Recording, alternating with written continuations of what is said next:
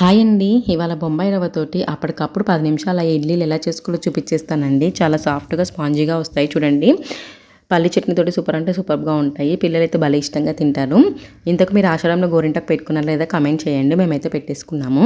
ప్రాసెస్‌లోకి అయితే వెళ్ళిపోదాము. ఒక బౌల్‌లోకి 1 కప్ బొంబాయి రవ్వ, 1 కప్ పెరుగు, 1 కప్ వాటర్, విస్కర్ తోటి బాగా కలిపేసి ఒక 10 నిమిషాలు అయితే పక్కన ఉంచాలి. 10 నిమిషాల తర్వాత 1 table spoon salt, Eno powder వేసేసుకొని బాగా కలిపేసుకోవాలి. కన్సిస్టెన్సీ వచ్చేసి వీడియోలో చూపించిన విధంగా ఉండాలి.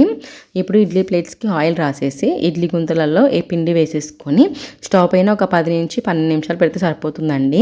మనకు రవ్వ ఇడ్లీలు అయితే తయారైపోయాయి. చూడండి ఎంత సాఫ్ట్‌గా స్పాంజీగా వచ్చాయో. పల్లీ చట్నీతో అయితే సూపర్ అంటే సూపర్ టేస్టీగా ఉంటాయండి. రెండు తినే దగ్గర మీరు 4 ఇడ్లీలు తింటారు, అంత బాగుంటాయి అనమాట. మీరు కూడా ట్రై చేసి ఎలా వచ్చాయో కామెంట్లో చెప్పండి. చాలా అంటే చాలా బాగుంటాయి. పిల్లలకైతే చాలా బాగా నచ్చుతాయండి. మీకు కనుక వీడియో నచ్చితే లైక్ చేసి సబ్స్క్రైబ్ చేసుకోండి అండ్ కామెంట్ కూడా చేయండి. Thanks for watching. బాయ్.